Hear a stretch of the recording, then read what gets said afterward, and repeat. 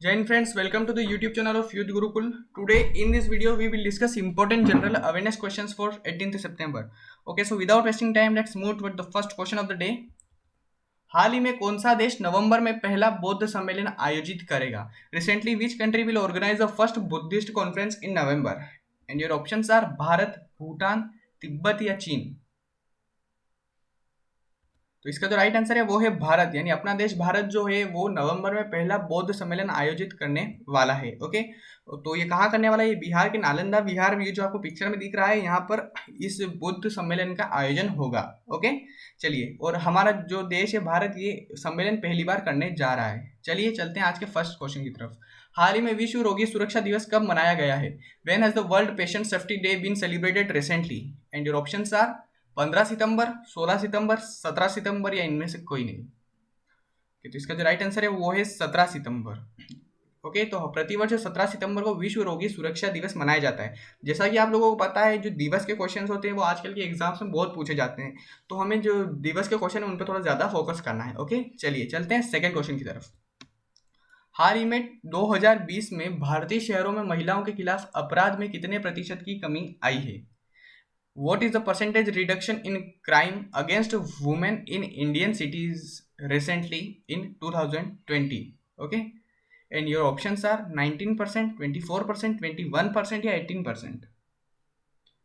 तो इसका जो राइट आंसर है वो है 21%। तो जो नेशनल क्राइम रिकॉर्ड्स ब्यूरो है उसने अपनी रिपोर्ट में एक सर्वे में कहा, देखा गया है कि जो महिलाओं के साथ जो अपराध होते हैं उनमें 21% की कमी आ गई है। ओके, चलिए चलते हैं थर्ड क्वेश्चन की तरफ। हाल ही में reserve bank of India innovation hub में चीफ टेक्नोलॉजी ऑफिसर के रूप में कौन शामिल हुए हैं? Who has recently joined the RBI innovation hub as CTO? And your options are Prateek Dalal, Amit Saxena, Shaktikanta Das या राजीव चोपड़ा। ओके, तो इसका जो राइट आंसर है वो है अमित सक्सेना। तो जो आपको पिक्चर में देख पा रहे हैं ये है अमित सक्सेना, और ये जो थे ये SBI state bank of India के ग्लोबल डिप्टी सीए रह चुके हैं, और अभी हाल ही में इन्होंने सीटीओ यानी चीफ टेक्नोलॉजी ऑफिसर के रूप में आरबीआई इनोवेशन हब में ये शामिल हो गए हैं। ओके, चलिए चलते हैं फोर्थ क्वेश्चन की तरफ। 2 बार के ओलंपिक स्वर्ण विजेता यूरी सेडिक का निधन हुआ है, वह किस देश के थे? 2 time Olympic gold winner Yuri Sedykh has passed away, he belong to which country? रूस, जर्मनी, अमेरिका या न्यूजीलैंड? ओके, तो इसका जो राइट आंसर है वो है अमेरिका। ये जो आपको पिक्चर में दिख रहे हैं ये है यूरी सेडिक, और हाल ही में इनकी मृत्यु हो गई है। तो जैसा कि आप लोगों को पता है, हाल ही में जिनका निधन होता है, जो सेलिब्रिटी या फिर कोई स्पोर्ट्स से किसी से रिलेटेड रह चुके हैं, तो उनके क्वेश्चन आजकल के एग्जाम्स में बहुत पूछे जाते हैं। तो इनका संबंध किस खेल से था? तो ये हैमर थ्रो से संबंधित थे। ओके, और हाल ही में इनका निधन हो गया है। ओके, चलिए, तो आप इस क्वेश्चन को भी जरूर याद रखिएगा। चलिए चलते हैं फिफ्थ क्वेश्चन की तरफ। हाल ही में एशियाई स्नूकर चैंपियनशिप का खिताब किसने जीता है? Who has recently won the Asian Snooker Championship title?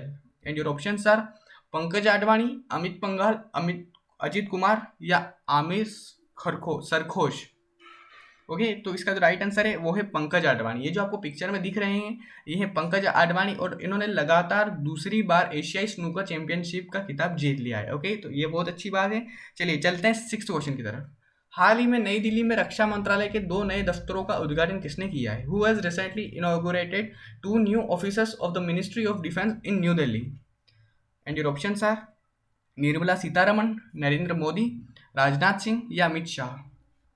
तो इसका जो राइट आंसर है वो है हमारे ऑनरेबल प्राइम मिनिस्टर यानी नरेंद्र मोदी जी ने हाल ही में रक्षा मंत्रालय के 2 नए दफ्तरों का उद्घाटन किया है। और ये कहाँ पर है? तो ये नई दिल्ली में जो कस्तूरबा गांधी मार्ग है वहाँ के अफ्रीका एवेन्यू में ये 2 नए दफ्तरों का उद्घाटन नरेंद्र मोदी जी के बर्थडे यानी 17 सितंबर को जो इनका बर्थडे था उस दिन इन्होंने इन दोनों दफ्तरों का उद्घाटन किया है। ओके, चलिए चलते हैं सेवंथ क्वेश्चन की तरफ। हाल ही में दुनिया का 5वां सबसे बड़ा स्टॉक मार्केट कौन बना है? Who has become the 5th largest stock market in the world recently? And your options are Bharat, रूस, अमेरिका या फ्रांस? ओके, तो इसका जो राइट आंसर है वो है अपना देश भारत, जो है दुनिया का 5वां सबसे बड़ा स्टॉक मार्केट बन चुका है। ओके, चलिए चलते हैं 8th क्वेश्चन की तरफ। हाल ही में जारी फीफा रैंकिंग में कौन शीर्ष पर रहा है? Who has topped the recently released FIFA rankings? And your options are England, Brazil, Belgium या भारत? ओके, तो इसका जो राइट आंसर है वो है बेल्जियम। जो बेल्जियम ने भी हाल ही में जो फीफा रैंकिंग जारी हुई है उसमें बेल्जियम की रैंक क्या है, उसमें बेल्जियम की फर्स्ट रैंक है। अब ये तो बेल्जियम तो हो गया फर्स्ट, अब डिस्कस करते हैं ब्राज़ील। तो ब्राज़ील जो है उसमें सेकंड नंबर पे है, जो इंग्लैंड है वो है थर्ड नंबर पे।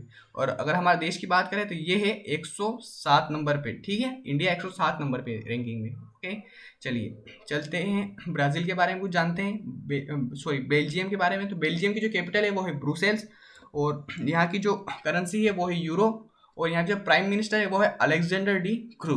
Okay, let's move to the 9th question. हाल ही में विराट कोहली ने क्रिकेट के किस प्रारूप से संन्यास लेने की घोषणा की है? Recently Virat Kohli has announced his retirement from which form of cricket and your options are T20, ODI, test या IPL।